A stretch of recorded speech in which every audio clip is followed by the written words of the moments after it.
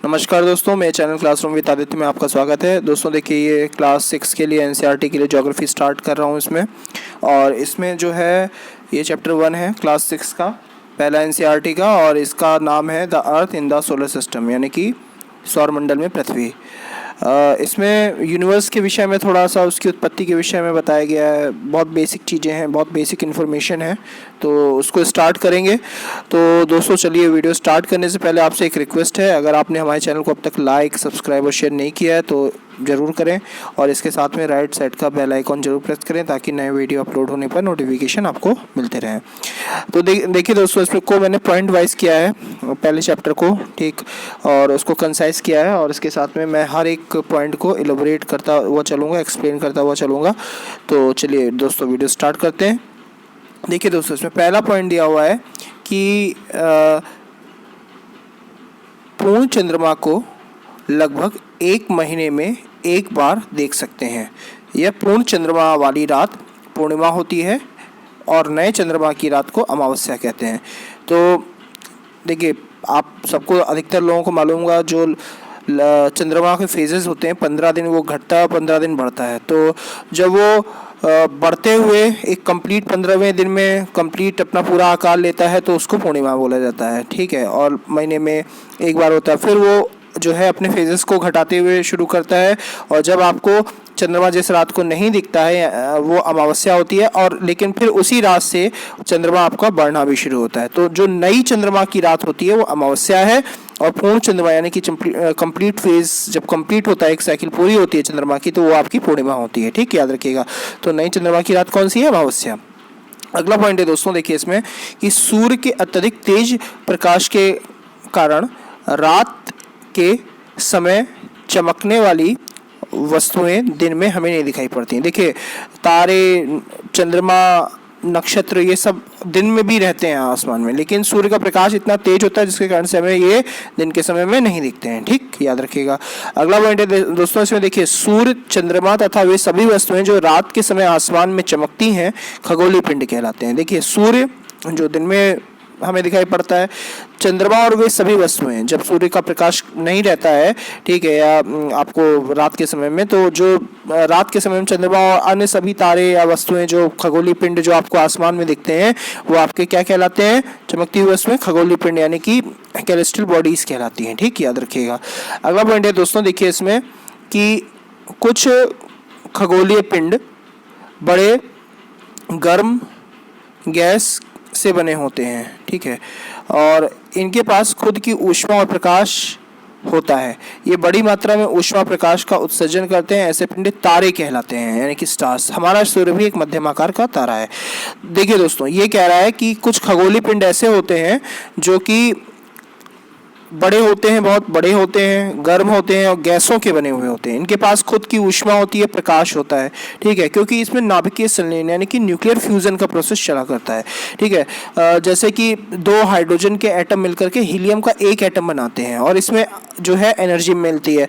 जैसे केमिस्ट्री में बहुत सारे लोगों ने पढ़ा होगा, फिजिक्स में, कि 2 तरीके की रिएक्शंस होते हैं, न्यूक्लियर फ्यूजन और न्यूक्लियर फिशन। फ्यूजन क्या होता है? संलयन होता है। संलयन में 2 एटम्स आपस में जुड़ते हैं, उनके न्यूक्लियस आपस में जुड़ते हैं और उससे एनर्जी मिलती है, ठीक है। उसके साथ में एक फिशन प्रोसेस होता है, यानी कि विखंडन प्रोसेस होता है, परमाणु बम जिस सिद्धांत पे काम करता है, ठीक है।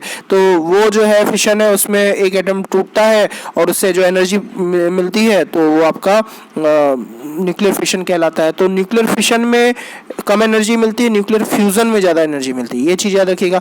तो सूर्य में और तारों में लगातार न्यूक्लियर फ्यूजन हो रहा है, ठीक है, और फ्यूजन के माध्यम से, यानी कि 2 एटम्स आपस में हाइड्रोजन के मिल करके हीलियम का एक एटम तारे सूरज में बना रहे हैं, और जिससे अपार मात्रा में ऊर्जा और प्रकाश और ऊष्मा सूर्य उत्पन्न कर रहा है, ठीक है। तो जो इस तरीके की क्रिया अपनाते हैं, नाभिकीय संलयन वाली क्रिया अपनाते हैं, ऐसे जो पिंड होते हैं वो तारे कहलाते हैं, ठीक, याद रखिएगा।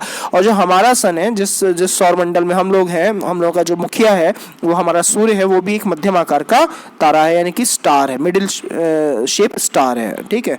अगला पॉइंट है दोस्तों, देखिए इसमें क्या कह रहा है कि रात के समय चमकने वाले तारे भी सूर्य के समान हैं, लेकिन बहुत अधिक दूरी के कारण से इनकी ऊष्मा और बहुत अधिक प्रकाश हम महसूस नहीं कर पाते और ये छोटे दिखते हैं। रात में जो तारे आपको टिमटिमाते हुए दिखते हैं, आपको ट्विंकलिंग करते हुए दिखते हैं, तो वो जो है शाइन करते हुए दिखते हैं, वो जो है हमारे सूर्य के ही समान है। कुछ बड़े हैं, कुछ मध्यम आकार के हैं, कुछ छोटे, लेकिन वो हमें छोटे इसलिए नजर आते हैं क्योंकि वो हमसे बहुत दूर है। ठीक है, करोड़ों प्रकाश वर्ष दूरी की यूनिट है, यानी कि डिस्टेंस की यूनिट है। और जब हम लोग खगोलीय पिंडों की दूरी मापते हैं, यानी कि कैलेस्टियल बॉडीज की दूरी मापते हैं, तो वो प्रकाश वर्ष लाइट ईयर में ही मापते हैं। ठीक, याद रखिएगा। तो इसमें जो है वो हमें इसलिए छोटे छोटे दिखते हैं क्योंकि बहुत ज़्यादा दूर हैं और छोटे छोटे टिमटिमाते हुए इसीलिए दिखाई पड़ते हैं। सूर्य उनकी अपेक्षा नज़दीक है, इस कारण से वो हमें बड़ा दिखता है। ठीक, याद रखिएगा। अगला पॉइंट है दोस्तों कि तारों के विभिन्न समूह द्वारा बनाई गई आकृतियां जिन्हें हम रात में आकाश में देख सकते हैं नक्षत्र कहलाते हैं, नक्षत्र मंडल यानी कि कॉन्सलेशंस कहलाते हैं। ठीक है, कॉन्सलेशंस कहलाता है, नक्षत्र मंडल कहलाता है। बहुत सारे तारे आपस में मिलकर विभिन्न प्रकार की आकृतियों का निर्माण करते हैं, जिसे क्या कहा जाता है, नक्षत्र मंडल कहा जाता है, यानी कि कॉन्सलेशन कहा जाता है। ठीक, याद रखिएगा। अगला पॉइंट है दोस्तों कि उर्सा मेजर या बिग बियर।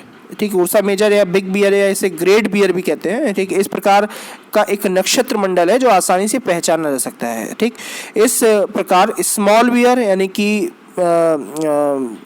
या इसे सप्तऋषि मंडल भी कहते हैं, 7 तारों का एक समूह जो उर्सा मेजर का भाग है। तो आसमान में आपको विभिन्न तारों की एक आकृति नजर आएगी जिसका आकार एक बड़े भालू के समान है, जिसे उर्सा मेजर कहा जाता है। ये नक्षत्र मंडल है एक। ठीक है, उसी प्रकार से उसी का एक छोटा सा भाग नजर आएगा जिसे स्मॉल बियर या सप्तऋषि मंडल कहते हैं। 7 तारों का समूह है जो उर्सा मेजर का ही भाग है, याद रखिएगा। ये भी एक नक्षत्र मंडल है। अगला पॉइंट है दोस्तों कि प्राचीन समय में लोग रात्रि के में दिशा का निर्धारण तारों की सहायता से करते थे। उत्तरी तारा या ध्रुव तारा यानी कि पोल स्टार उत्तर की दिशा बताता है। यह हमेशा एक ही स्थान पर रहता है। सप्तऋषि मंडल की सहायता से ध्रुव तारे की स्थिति को जाना जा सकता है। तो सप्तऋषि मंडल यानी कि जो स्मॉल बियर है, स्मॉल बियर आपका नक्षत्र मंडल है, ठीक है, कॉन्सलेशन है, वो आपका ध्रुव तारे को इंगित करता है। ठीक है, पोलर स्टार को इंगित करता है। ठीक, और प्राचीन ये हमेशा उत्तर दिशा में होता है, फिक्स होती है इसकी पोजीशन। ठीक, और वो हमेशा सप्तऋषि मंडल द्वारा इंगित किया जाता है, इंडिकेट किया जाता है। तो प्राचीन समय में लोग रात्रि के समय में दिशा का निर्धारण करने के लिए जो है ये इसी पोलर स्टार का इस्तेमाल किया करते थे, किया करते थे। तो उत्तर के साइड में पोल है तो उसके जस्ट अपोजिट वाला साइड दक्षिण होगा। ठीक है, इस तरीके से लोग जानते थे। ठीक, याद रखिएगा। तो ये सप्तऋषि मंडल है। ठीक, फिर अगला पॉइंट है दोस्तों कि सप्तऋषि मंडल के संकेतक तारों को आपस में मिलाते हुए ठीक एक काल्पनिक रेखा खींची जाए और आगे बढ़ाई जाए तो ये ध्रुव तारे को इंगित करती है। ठीक है, तो सप्तऋषि मंडल एक क्वेश्चन मार्क के आकार का बना हुआ होता है। ठीक है, और तो ये आपका जो एंड होता है उसका, वो आपका ध्रुव तारे को नॉर्थ साइड में इंडिकेट कर रहा होता है। तो देखिएगा आप लोग आज कि किस तरीके से ये इसमें इंडिकेशन दिखा रहा है। ठीक है, फिर अगला पॉइंट है दोस्तों, देखिए इसमें वे खगोलीय पिंड जिनमें स्वयं का प्रकाश और ऊष्मा नहीं होती है, ठीक है, तथा अपने तारे के प्रकाश से प्रकाशित होते हैं, ग्रह कहलाते हैं, प्लेनेट हैं। प्लेनेट की परिभाषा क्या दी हुई है इसमें? प्लेनेट की परिभाषा दी हुई है ऐसे खगोलीय पिंड हैं, यानी कि आपके कैलेस्टियल बॉडीज हैं जिनमें स्वयं का प्रकाश नहीं होता, खुद की लाइट नहीं होती और ऊष्मा भी नहीं होती, तो अपने तारे से यानी कि सूर्य से प्रकाश से प्रकाशित होते हैं। जैसे पृथ्वी में खुद की ऊष्मा नहीं है, ठीक है, तो वो जो जिससे प्रकाशित हो रही है वो सूर्य से प्रकाशित हो रही है। ठीक है, देखिए फिर उसके बाद में अगला पॉइंट क्या दिया हुआ है दोस्तों? अगला पॉइंट दिया हुआ है कि प्लैनेट शब्द प्लैंटी से बना है, ठीक, जिसका मतलब होता है परिभ्रामक यानी कि चारों ओर घूमने वाला। तो प्लैनेट शब्द की उत्पत्ति जो है ग्रीक शब्द से हुई है, जैसे प्लैंटी कहा जाता है, और इसका मतलब होता है चारों ओर घूमने वाला, यानी कि वह खगोलीय पिंड जो किसी के चारों ओर चक्कर काटता हो, ठीक है, अपने तारे के मुख्य रूप से चारों ओर चक्कर काटता हो, तो क्या कहलाता है? प्लैनेट कहलाता है। ठीक, याद रखिएगा। फिर कह रहा है कि पृथ्वी एक ग्रह है, ठीक, जो सूर्य प्रकाश से प्रकाशित है और सूर्य से ऊष्मा भी प्राप्त करती है। हमारा सूर्य पृथ्वी का सबसे नजदीकी तारा है, ठीक, पृथ्वी को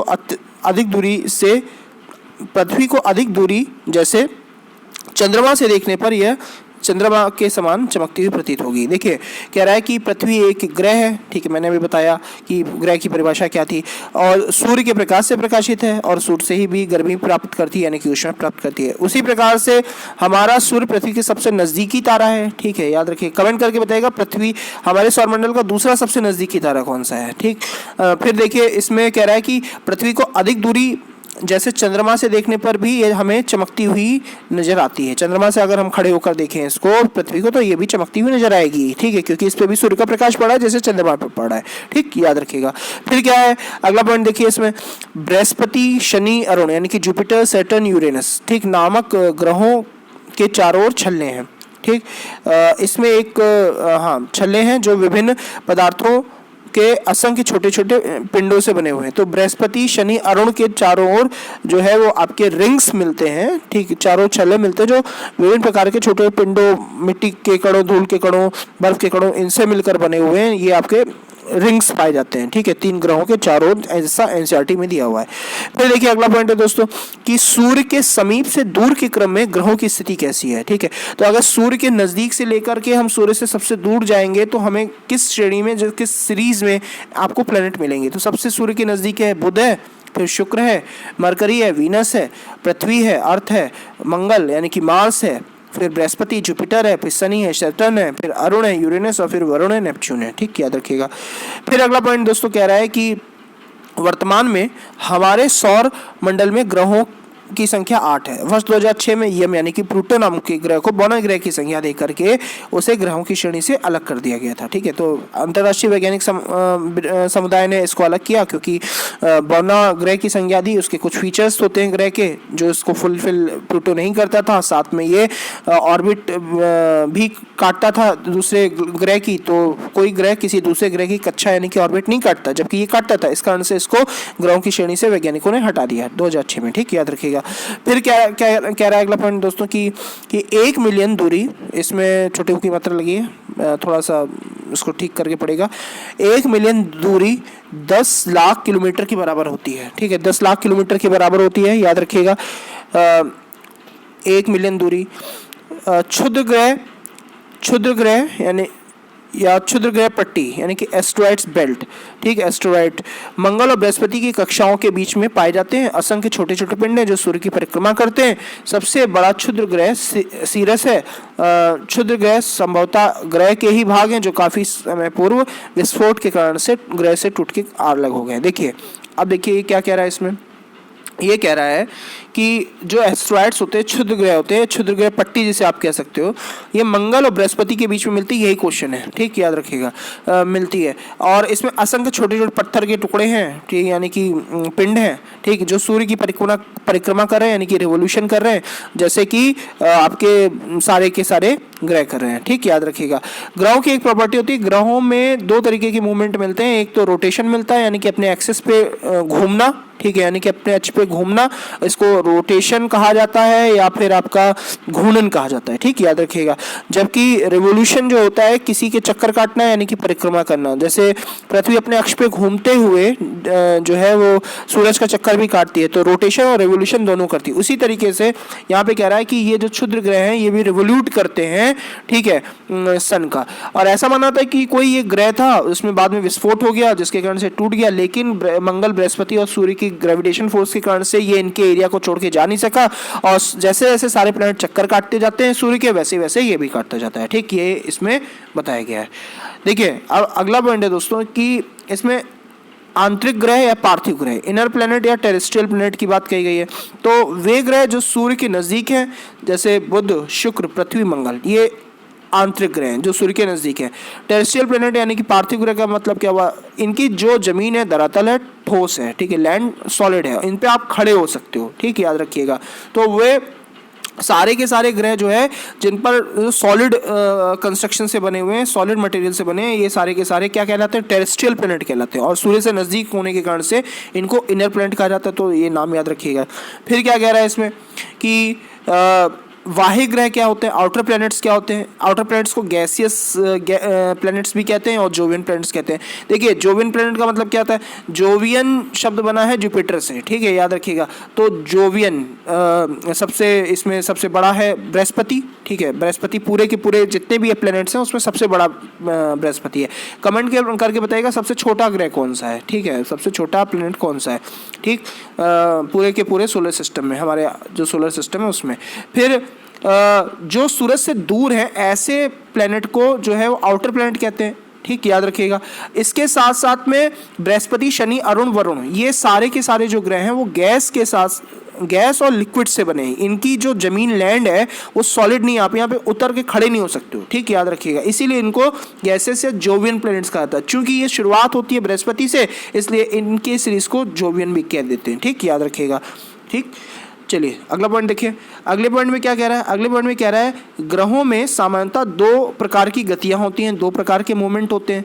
पहला मूवमेंट होता है रोटेशन, मैंने अभी आप लोगों को, या परिभ्रमण मैंने अभी बताया था, अपने एक्सिस पे मूवमेंट करना, अपने अक्ष पे घूमना, घूर्णन कहलाता है या परिभ्रमण कहलाता है, ठीक है, रोटेट करना। और रोटेशन से याद रखिएगा दिन रात निर्धारित होते हैं, ठीक है, किसी ग्रह पे दिन और रात का निर्धारण रोटेशन द्वारा होता है। परिक्रमण क्या होता है, परिक्रमण रिवोल्यूशन यानी कि चक्कर काटना, परिक्रमा करना, ठीक है, जैसे हम लोग मंदिरों में परिक्रमा करते हैं उसी प्रकार से परिक्रमा करना, ठीक है। घूर्णन के समय में क्या होता है, जो भाग सूरज के सामने होता है उस पर सूरज का प्रकाश पड़ रहा होता है और अपोजिट वाले डायरेक्शन में सूरज का प्रकाश नहीं पड़ रहा होता है, इधर रात होती है और जिधर पड़ रहा होता है उधर दिन होता है। तो रोटेशन से दिन रात निर्धारित होता है, जबकि परिक्रमा से क्या होता है, वर्ष निर्धारित होता है, ईयर निर्धारित होता है, ठीक है, कि कितने समय में जो है कोई ग्रह सूरज का चक्कर काट के, अपने स्टार का चक्कर काट के वापस आ गया, ठीक है, उसी पोजीशन में। तो देखिए अब यहाँ पे क्या रहा है, रिवोल्यूशन की प्रक्रिया की क्या बात कर रहा है, जैसे 365 दिन का समय होता है, ठीक है, रिवोल्यूशन की प्रक्रिया में, तो रिवोल्यूशन की प्रक्रिया में आपका ये बात कह रहा है। फिर देखिए अगला पॉइंट दोस्तों क्या है, इसमें कह रहा है कि ग्रहों से संबंधित कुछ महत्वपूर्ण तत्व हैं। वो तत्व कौन कौन से हैं, वो तत्व ये हैं, जैसे अब इसमें ग्रह का नाम दिया हुआ है, ठीक है, प्लैनेट का नाम है, उसमें परिक्रमण काल दिया हुआ है उसमें, यानी कि रिवोल्यूशन पीरियड दिया हुआ है, फिर घूर्णन काल यानी कि रोटेशन पीरियड दिया हुआ है, फिर उसके में दिया हुआ उपग्रहों की संख्या कितनी है, ठीक, उपग्रहों की संख्या अलग है, ठीक है, मतलब वो दिया हुआ है। तो इसमें उस तरीके से तो मैंने एक सीरीज लिस्ट बना दी है जितने 8 ग्रह हैं उनके विषय में। तो अब देखिएगा, इसको स्टार्ट करते हैं। अब इसमें देखिए बुध से स्टार्ट हुआ है। बुध जो प्लेनेट है मरकरी, वो 88 डेज में सूरज का चक्कर काट लेता है, ठीक है, और इसका जो घूर्णन काल है यानी कि जो अपने एक्सिस पे एक बार घूमता है वो 59 डेज लेता है, ठीक है, याद रखिएगा। कोई इसका उपग्रह नहीं है, कोई सैटेलाइट नहीं है, ठीक है, याद रखिएगा। फिर उसके बाद में क्या है, अब शुक्र वीनस है। वीनस का जो रिवोल्यूशन पीरियड है यानी कि परिक्रमण काल है वो कितना है, वो आपका है 255 दिन, ठीक, और इसका रोटेशन पीरियड जो है वो है 243 डेज, ठीक है। इसका भी कोई सैटेलाइट नहीं है, कोई उपग्रह नहीं है, ठीक, कोई चंद्रमा नहीं है। फिर उसके बाद में पृथ्वी आ जाती है। पृथ्वी जो है रोटेशन जो है उसका पीरियड, सॉरी माफ करेगा, रिवोल्यूशन पीरियड यानी कि सूरज का चक्कर काटने में 365 दिन का समय लेती है, और एक दिन जो है वो उसका रोटेशन पीरियड है यानी कि अपने अक्ष पे घूम जाती है, और इसका यहाँ से एक चंद्रमा है, इसका एक सैटेलाइट है, और पृथ्वी से ही उसके किसी ग्रह के सैटेलाइट की शुरुआत होती है, याद रखिएगा। तो 365 दिन कुछ घंटे समथिंग लेती है, वो मैं आगे डिटेल में बताऊंगा। तो लगभग जो ऑन एन एवरेज माना जाता है और 365 दिन माना जाता है, ठीक है, याद रखिएगा। फिर उसके बाद में मंगल है। मंगल के विषय में क्या है, 687 डेज इसका रिवोल्यूशन पीरियड है, एक दिन इसका पृथ्वी के बराबर जो है रोटेशन पीरियड है, और इसके 2 सैटेलाइट हैं, फोबोस और डीमोस, ठीक, याद रखिएगा। तो ये 2 इसके सैटेलाइट हैं। फिर उसके बाद में बृहस्पति का नंबर आता है। बृहस्पति जो है वो रिवोल्यूशन पीरियड 11 वर्ष 11 माह है, ठीक, लगभग, और जो इसका रोटेशन पीरियड है 9 घंटे 56 मिनट है, और इसके सैटेलाइट्स के नंबर्स जो हैं वो 79 है, ठीक। 2018 तक जो सैटेलाइट ज्ञात हैं, अपडेट किया मैंने 79 को, एनसीईआरटी में पुराना डेटा दिया हुआ था, तो यहाँ पे 79 अभी तक के ज्ञात सैटेलाइट हैं, ठीक, याद रखिएगा। फिर उसके बाद में जो अगला ग्रह है वो शनि है, यानी कि सैटर्न है। सैटर्न जो है 29.5 साल के आसपास, 29 वर्ष 5 माह के आसपास जो है वो रिवोल्यूशन पीरियड होता है इसका। 10 घंटे 40 मिनट इसका रोटेशन पीरियड है और 82 जो है वो इसके सैटेलाइट के नंबर से। अभी हाल में ही नए सैटेलाइट खोजे गए तो ये बढ़ के 82 हो गए हैं। पहले सबसे ज़्यादा बृहस्पति के माने जाते थे, लेकिन अब बढ़ के नए डेटा के अनुसार वो है 82 हो गए, 2019 तक के आते हैं। ठीक है, याद रखिएगा। जो एनसीईआरटी है उसमें पुराना डेटा दिया हुआ है, ठीक, याद रखिएगा इसमें। फिर उसके बाद में अरुण है, यूरेनस के जो रिवोल्यूशन पीरियड है वो 84 ईयर में जो है वो चक्कर काट पाता है और 17 घंटे 14 मिनट जो है इसका रोटेशन पीरियड है और 27 इसके सैटेलाइट हैं। ठीक, यानी कि आप वहाँ पे हैप्पी न्यू ईयर जो है एक बार जब परिक्रमा सूरज की कर लेगा तो 84 वर्ष बाद ही मना पाएंगे। ठीक, याद रखिएगा।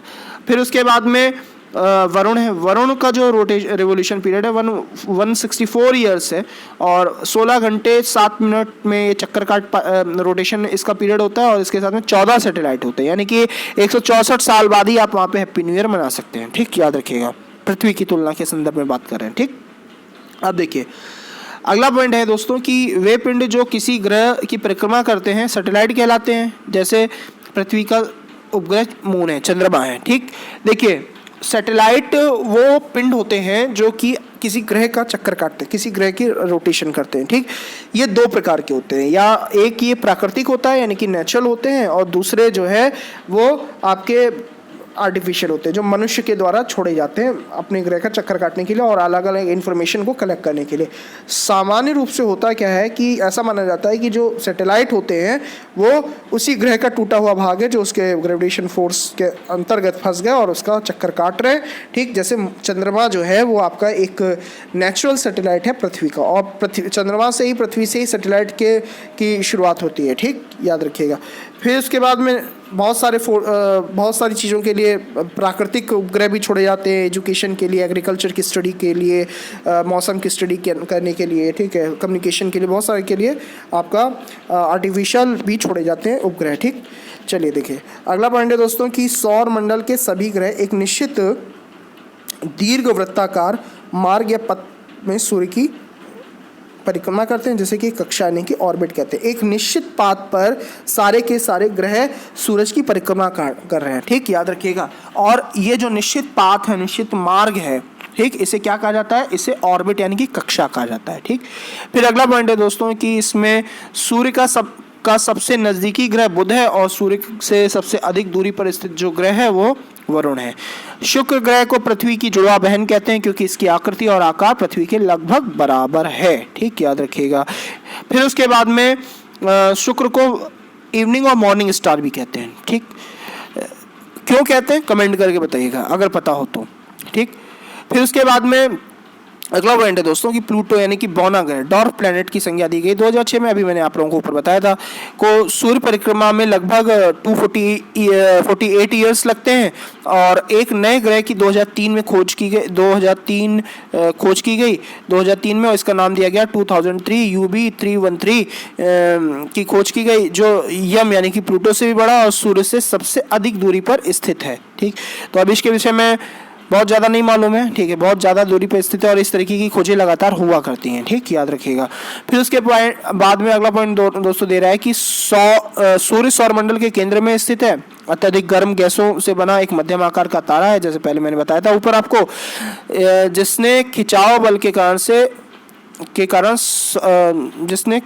के कारण सारे सौरमंडल को बांध रखा है। ठीक है, और सूर्य सौरमंडल में प्रकाश और ऊष्मा का एकमात्र स्रोत है। तो पूरे के पूरे सोलर सिस्टम में एकमात्र स्रोत जो है वो आपका हीट और लाइट का क्या है? सन है।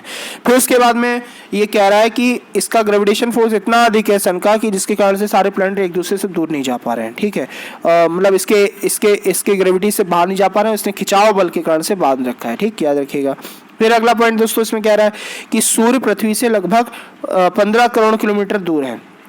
इस कारण से हमें अत्यंत तेज ऊष्मा और का अनुभव नहीं होता। ऊष्मा देखिए सूरज की वो भले पास में, लेकिन फिर भी वो दूरी जो है पृथ्वी से 15 करोड़ किलोमीटर दूर है। ठीक है, इसलिए हमें बहुत ज़्यादा अधिक तापमान का यानी कि टेम्परेचर का अनुभव नहीं हो पाता। ठीक, 15 करोड़ किलोमीटर याद रखिएगा।